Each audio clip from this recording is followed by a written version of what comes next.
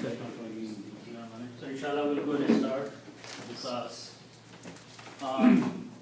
We have done a part of this surah last time, Surah AlAlaq, and we'll try to finish today. Before we study remaining ayats here, let's spend a few minutes understanding the background of this surah, because that's very important to understand what's being said here. So this surah AlAlaq has 19 ayats in it. The first 5 ayats were the first revelation of the Quran to Prophet ﷺ, the very first Quran, first revelation. The remaining ayats were revealed at some other time, some different time. And there is some gap in between these two. When the first 5 ayats were revealed, Prophet ﷺ was in a cave, remembering Allah subhanahu wa ta'ala, and the angel Jibreel alayhi salam came and gave him these 5 ayats. Iqra bismi rabbika alladhi khalaq. Then some time passed, and Prophet ﷺ has now become a prophet, and he is starting now praying. The prayer, the salat has been made obligatory, and he is now praying in the Kaaba. So the Quraysh and the Kuffar don't like that he is praying in a Kaaba, inside the Kaaba, in the way they don't pray. He is standing and making sajda and ruku and all those things, and they don't like it. So Abu Jahl is the one who is very strong in opposing Prophet ﷺ. And so when he sees and he hears that Prophet ﷺ is praying inside the Kaaba, making sajda and praying to Allah subhanahu wa ta'ala, he made some remarks. He said few things about Prophet ﷺ, that if I see him doing this next time, I will put my foot on his neck when he's in a sajda and drag him and do something with Prophet ﷺ. So Allah subhanahu wa ta'ala in these ayats mentions the details of that event. The name, typically in the Quran doesn't mention the names. But the other person that is being talked in these ayats is Abu Jahl. And what he said and what he was done is being mentioned in these ayats. Okay? So with that background, we will try to understand what's being said here. Okay? So the last 2 ayats of the surah that we did last time, they were about the saying of Abu Jahl that he was trying to stop Prophet ﷺ when he was praying. That's where the last 2 ayats ended. Now Allah subhanahu wa ta'ala in this ayat number 11 is talking about Prophet ﷺ. Okay? So let's understand that. The first word here is ara'aita. Okay? So the word ara'aita, let's try to understand here, is Ra, Alif and Ya. Okay. These 3 letters means to see.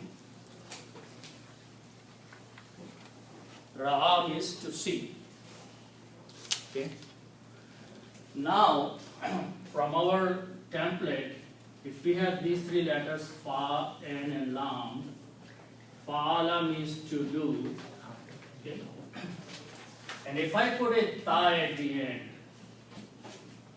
combine these 3 letters and put a Ta at the end and pronounce as Fa'alta. Fa'alta means you, 3rd person and the past tense. So the meaning of this is you did.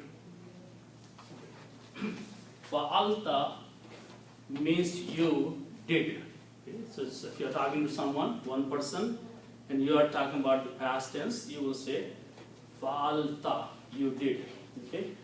So if we apply this rule on these 3 letters here and put a ta at the end of this thing. That's the only thing we're doing. We're putting a little ta here with a fatah. So if you put a ta here, the meaning will be you saw. Past tense and the second person. So you saw. So this word will become ra I ta.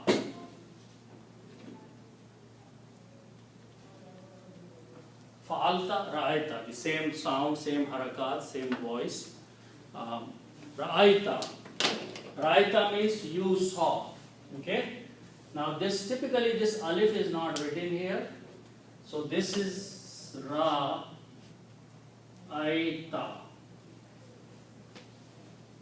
Ra'aita means you saw. Now, in Arabic, if we put an alif in the beginning of this thing, with the hamza and fatah, this brings the meaning of a question mark in English.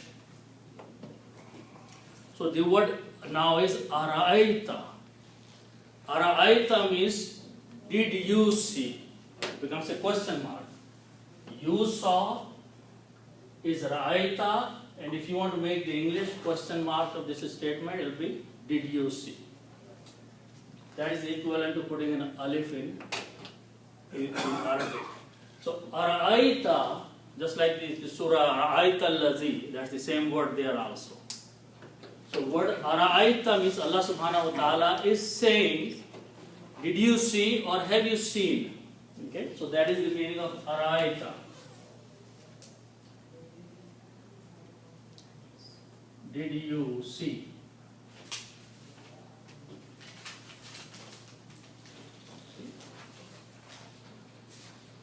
Now the second word here is in.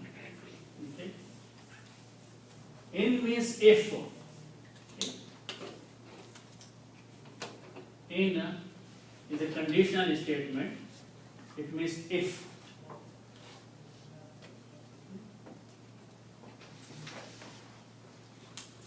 So the meaning is, did you see if?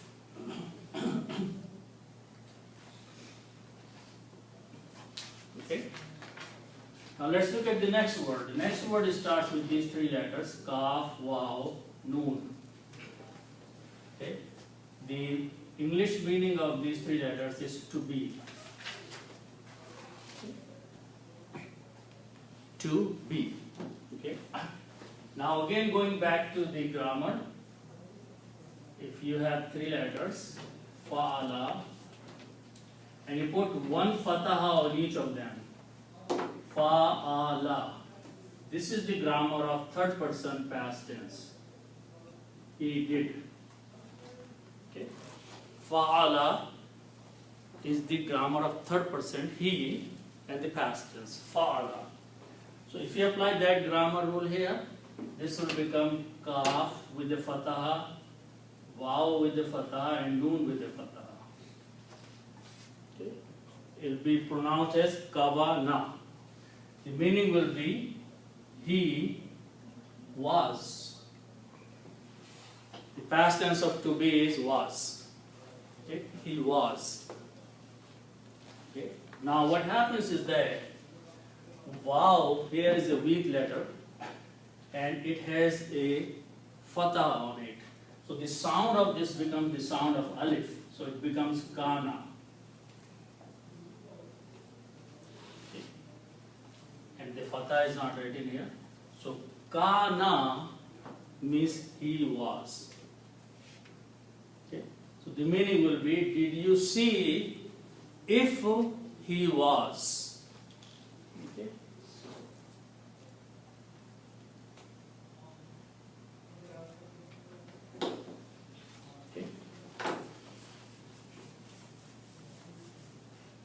Now the word ala means upon or on. Ala means on or upon. The next word starts with these three letters, ha, dal, and ya. This means to guide. Hada means to guide. And the noun from this is Hudan, which is written this way. Hudan means guidance. Hudan is a noun, is a word from these three letters, and the meaning of Hudan is guidance. Okay? Now, if we put al before that, al means the. Al means the. Okay? And what al does is that al, when there are two harakats here, like tanween, it removes one of them. So two of these will go away and it will become only one. Okay? So the word will be written like that, al, who,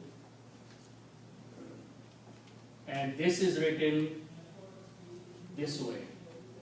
This fatha and ya together are written as al-huda. Okay? Al-huda means the guidance. Hudan means a guidance or guidance only. And al brings the concept of the. Al-huda, the guidance. And when you combine this with Allah in the beginning, then you read Alal Huda, you do not recite the alif in between. It will be Alal Huda, upon or on guide, on the guidance. Okay? So this will be on the guidance or upon the guidance.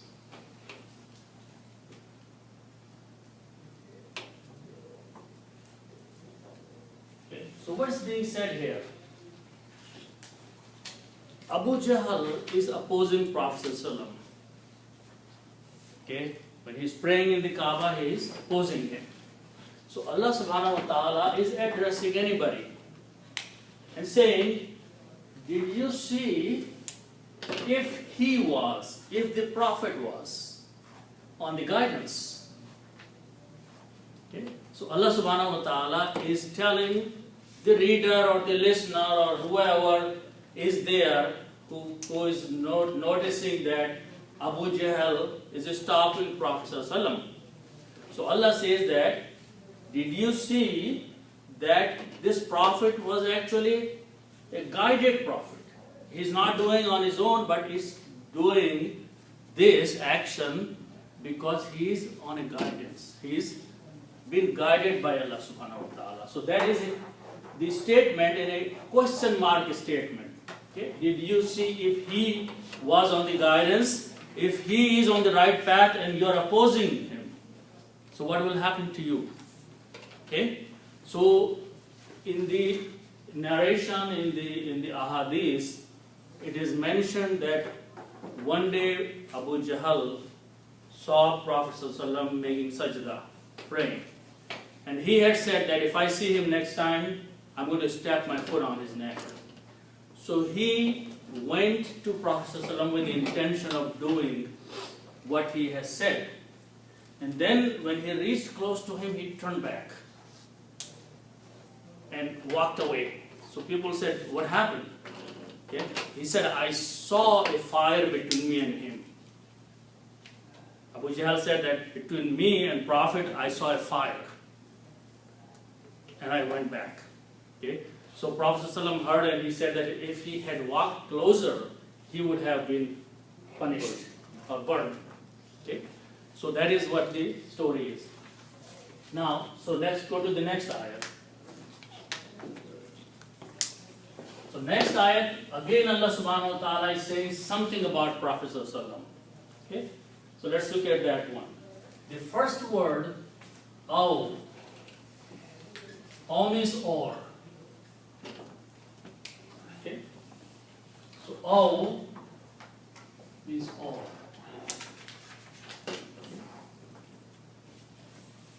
Okay.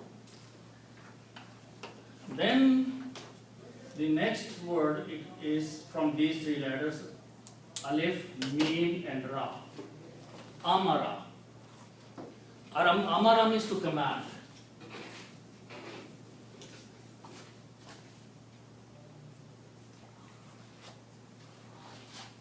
Okay. Amara means to command. Okay. Apply the same rule here, this grammar rule on these three letters. It means put a fataha on each of them. So this will become Amara. Okay? And the meaning will be he and the past tense. So here the meaning will be he commanded. Okay? He commanded.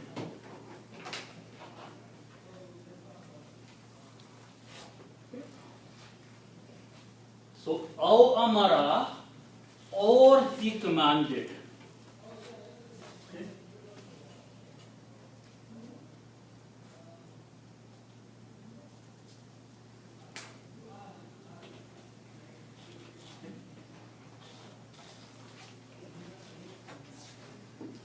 Okay, so let's look at the next word. The next word starts with these three letters, Waw, Qaf, and Ya. Okay, and one of the meaning is to save. Okay. In the dua we say Waqina adhab an-nar. Okay, we make dua, save us from the fire of hell. So Waqa means to save. From this word is the word taqwa.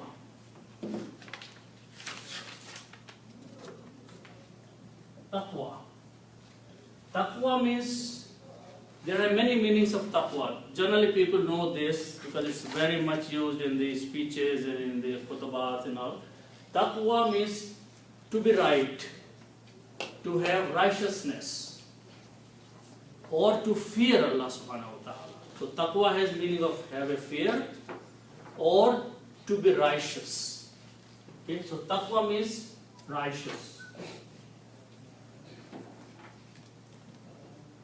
Righteousness actually. Okay. Which means someone has taqwa means he is on the right path. That's the meaning of taqwa. Okay. Now put al before that. Al means the. Okay. And when you recite these together, the lam is not recited because ta kills the sound of lam. So it is recited at taqwa. At taqwa. Lam is not pronounced, but ta is pronounced twice because ta is a shamsi letter, it gives the sound of lam. So the pronunciation will be at taqwa, the righteousness. Okay. So now, one more thing. B. Okay. B means with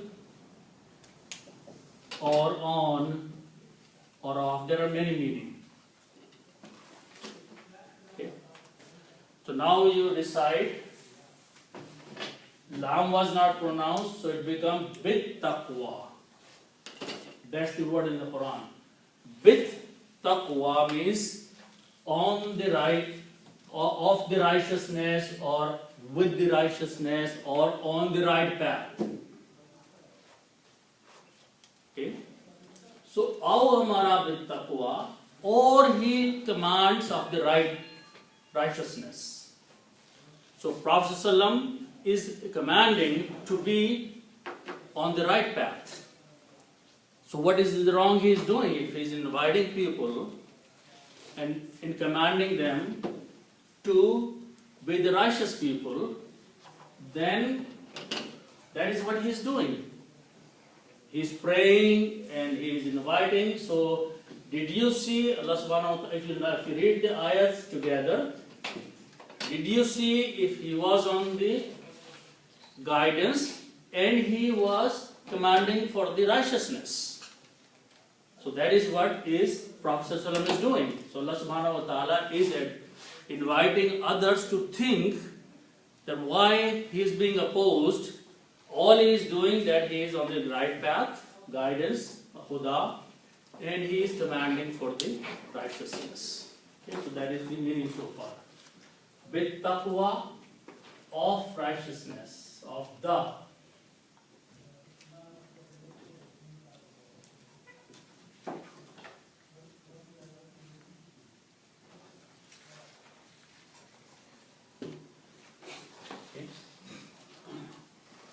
So those two ayats are about Prophet ﷺ.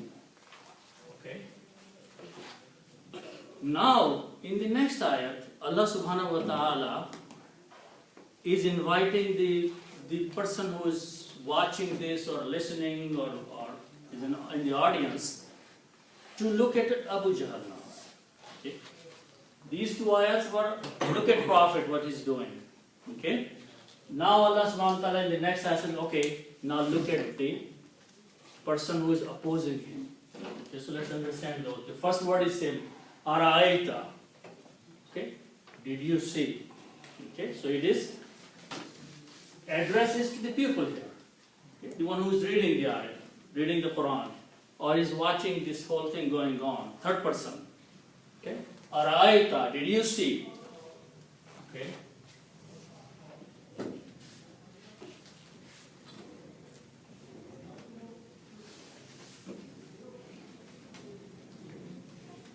And again, the next word is same. In means if.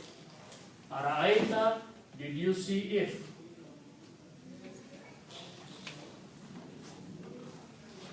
Okay. So now let's look at the next words.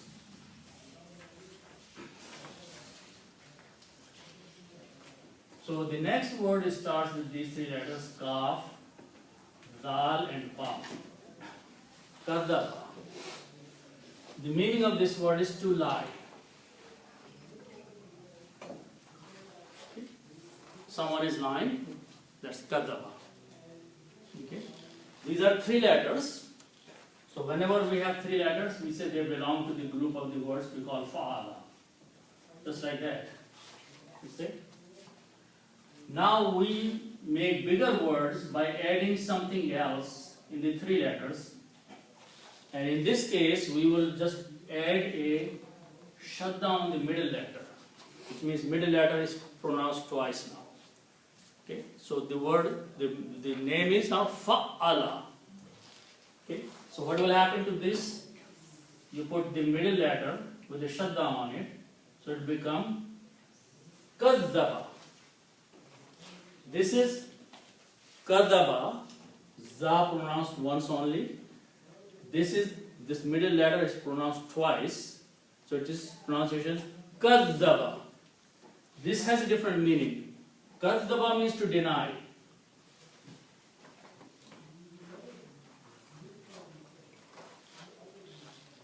Okay.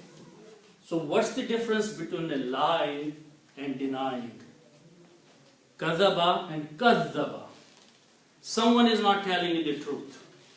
He is lying. If someone is not telling the truth, he is lying. Okay? But if you are saying something and the other person says, no, you're wrong, he is denying. So that's the difference between lying and denying. In lying, one person is involved. He is lying. He is not telling the truth. But in denying, there are two people there, or more than two people, because one is saying something, other is rejecting that, denying that. Okay? So that is the difference in the meaning in kadaba and kazzaba. In Arabic language, you make bigger words from the same words, and the meanings keep changing.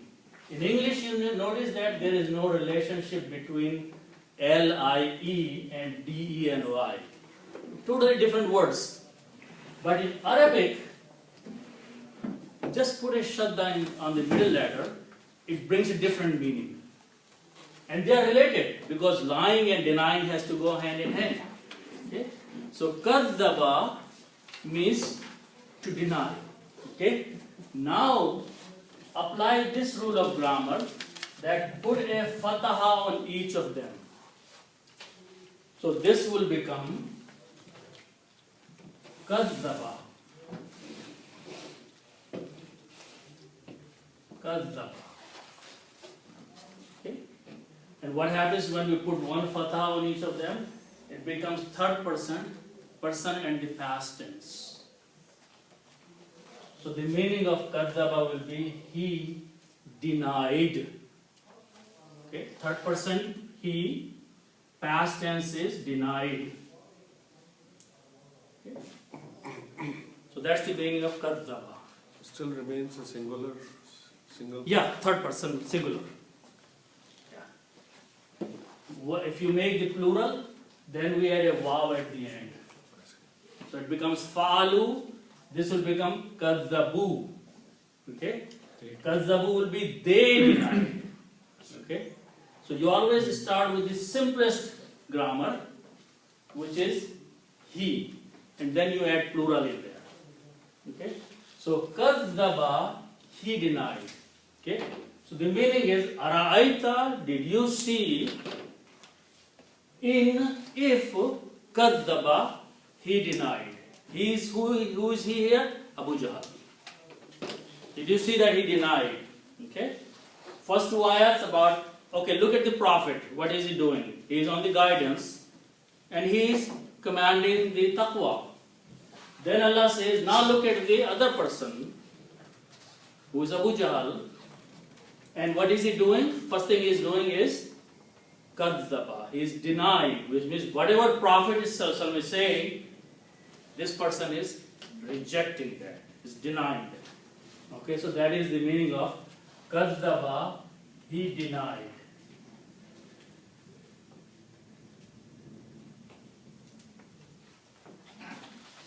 Okay. Now let's look at the next word. The one word in between is a waw with a fatha, that means and.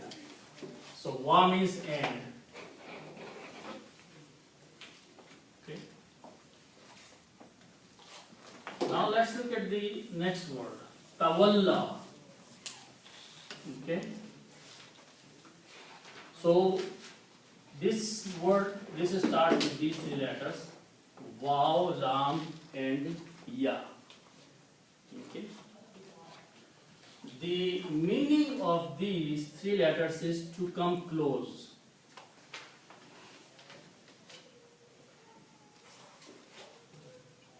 Wala means to come close.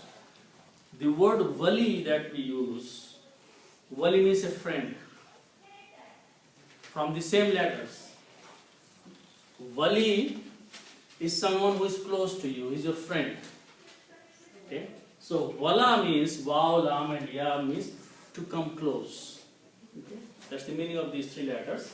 And because these are three letters, they belong to the group we call fa'ala.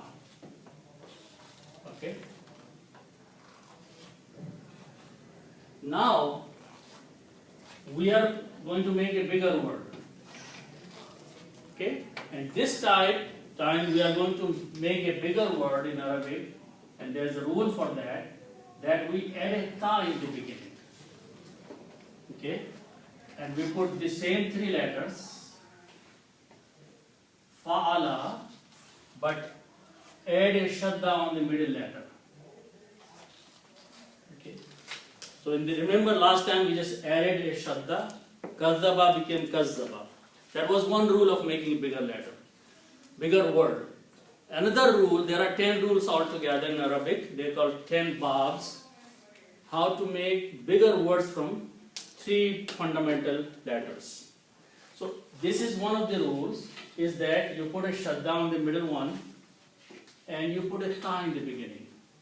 So the sound of this becomes tafa'ala. Ta-fa'ala. Okay? So this will become ta-walla. Okay, so you put a ta in the beginning, okay, and you put these three letters, Waw, Lam, Ya, but on the middle letter you put a Shadda. You put a Shadda on the middle letter. So this word becomes Tawalla. Tawalla means to turn away.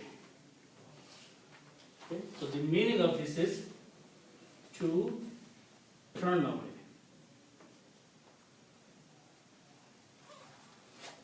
Now notice, the beauty of the language.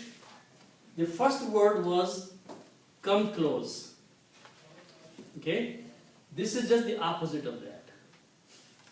Turn away. Okay? You come close to someone, you become friend. You turn away from the person, you become the enemy. Okay? So that's the meaning of tawalla. Okay? Now apply this rule. Put a fatha on each of them. Okay? What does that do? It brings the third person and the past tense. Okay? So this will become tawalla. Written this way. Tawalla. Tawalla means he, third person, and the past tense is turned away.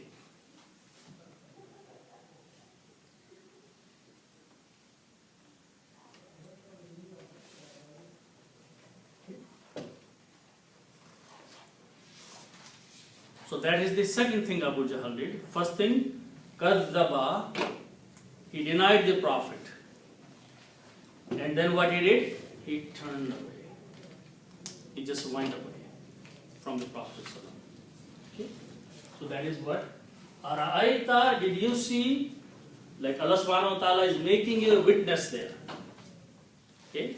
If you were there, standing, you would see that Prophet is on the guidance and he is commanding for the taqwa.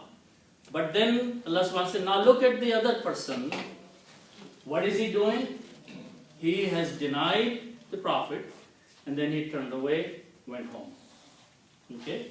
So that is, he turned away, wa tawalla, and he turned away.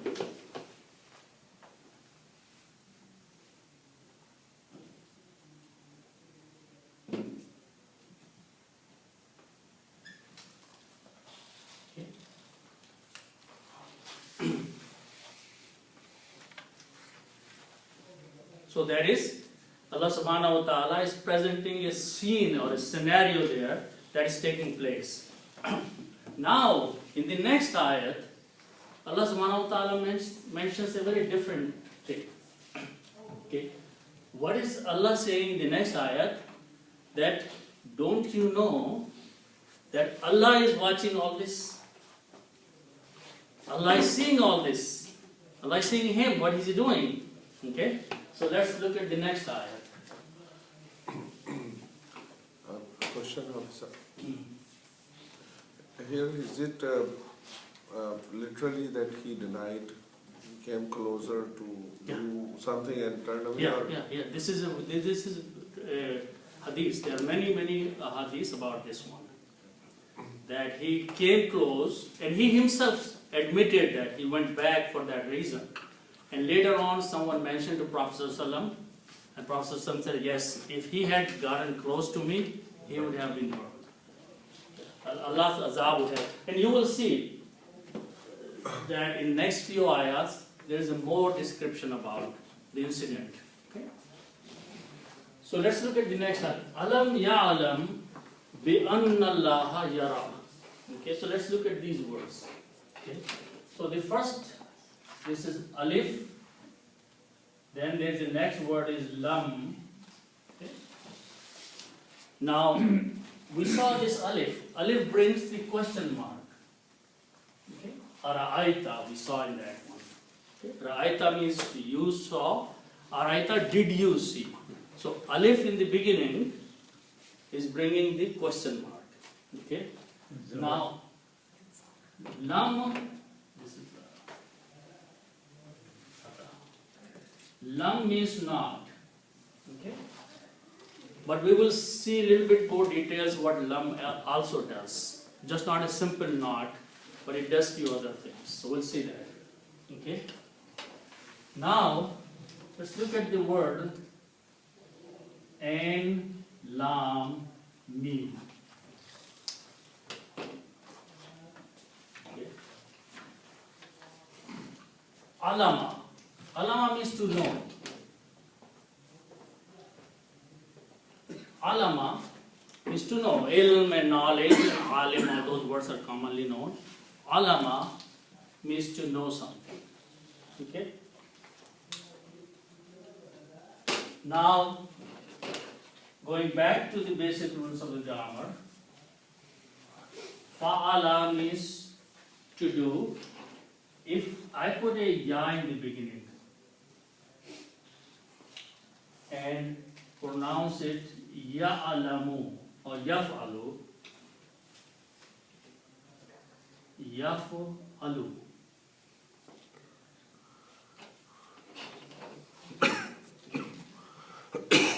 Yaf'alu, ya is the beginning, brings the meaning of present tense. Okay. Before we saw the past tense, now it is present tense. So the meaning of this word is he does. Third person, but the present tense. So how you make the past tense and present tense? In past tense you put 3 fathas, fa'ala. In the present tense, yaf'alu, he does. Okay? So you apply that rule here. This will become ya'alamu. Ya'alamu. Okay? So the meaning is he knows. Okay? Now, lam. So la means not, and lam also means not. But lam does few other things. La is simple, lam is not. But lam does few other things. Okay, first thing what lam does, when a verb comes after that, ya'alamu, it does 2 things to that. Okay, first thing it does, it changes this last letter dhamma into a sukoon or jazm. Okay, that's the effect of lam. So the word becomes ya'alam. Instead of ya'alamu, it becomes ya'lam. The second thing it does, it moves the word into the past tense. The meaning goes into the past tense. Okay? So alam ya'alam means, did he not know? If you make a sentence here, alif is bringing the question mark and rest of the statement is negative statement of the past tense. So in English, how will you translate? Did he not know? Okay. Because past tense and question mark and not. If you combine all these, the sentence, correct sentence in English will be, did he not know? Okay, so that is the meaning of alam ya'alam, did he not know?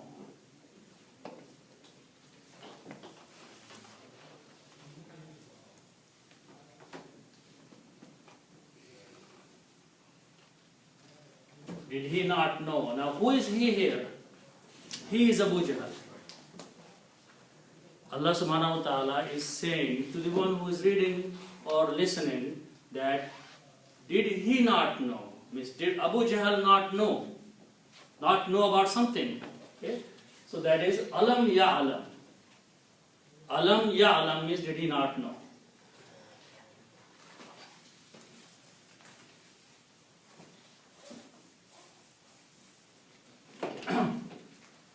So now we have next 3 words, bi, anna, and Allahu.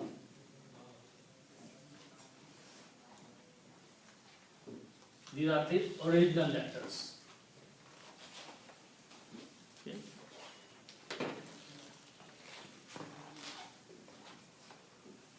So, Anna has two meanings. Anna means that, or Anna means surely. Okay. So I'm going to write down both the meanings here. Anna means that and surely.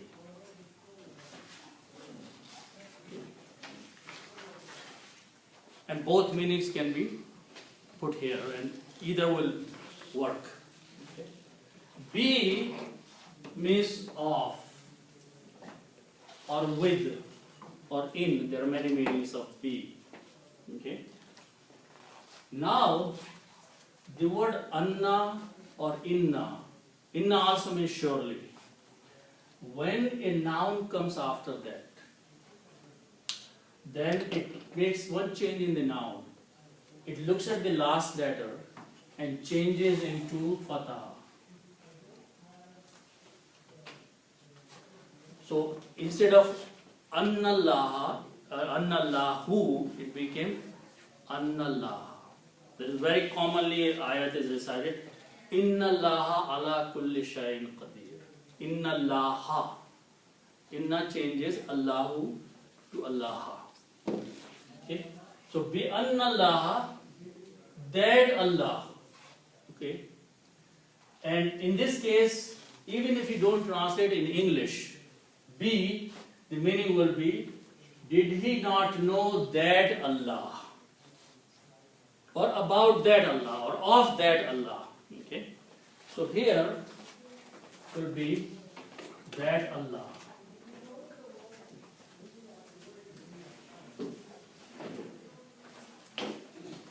Okay.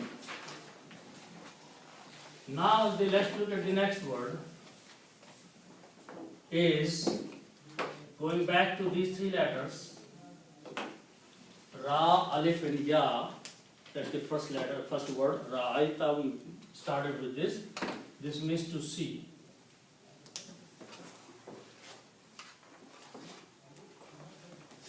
Okay. Now, let's look at this rule. You put a ya in the beginning, it brings the meaning of he, third person, and present tense. Okay. Apply that rule here. Okay, so this will become ya in the beginning with the fataha, and the next three letters are Ra, Alif and Ya. Okay, and you put this same harakats here. So first letter has sukoon, second had this, and this one is a dhamma. Okay, we just take the rule exactly, the template, and apply it on these three letters. So by however it is pronounced, that's a separate thing. But the meaning will be he and the present tense. So the meaning will be he sees. He sees. Okay. Or present tense, you can say he is seeing. Both are correct in the present tense. Okay. Now, this word is hard to pronounce. Yar, au, you. Okay. So people make it easy to pronounce that. Okay. So they, first thing that we should notice is that, and we have been coming across, ya has a dhamma on it. This is a mismatch. Ya is a weak letter. It can easily be changed like vowels in English. Okay. So what happens is that, in this case, ya is there and ra. Okay. So what we did, we got rid of this dhammas here and this sound also. and this sukoon we change with this alif. So it's become easy to pronounce yara. If you try to pronounce, it will be very hard to pronounce this one. Yar-ayu. Okay? So, because there are weak letters in between, weak letters are three weak letters: alif, waw, and ya. Whenever they come in the word, you are allowed to change the sound and harakats on them to make easy on the tongue to pronounce. Just like in English vowels, we do the same thing. Okay? So, like neighbor, sometimes it is written with N-E-I-G-H. Okay? We don't pronounce many of those letters in the neighbor. Okay? Why? Just to make it easy on them. Okay? So, yara means he is seeing. Who is here he? The word before that is Allah. So you don't have to translate he, because the noun is already there. So the meaning will be Allah is seeing, or Allah sees. Don't you know, or did you not know, that Allah is seeing all this, what going on there? Okay?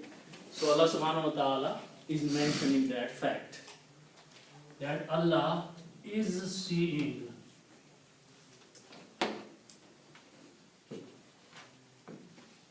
What Prophet ﷺ is doing and what Abu Jahl is doing, Allah is witnessing all that thing. Allah is seeing all that.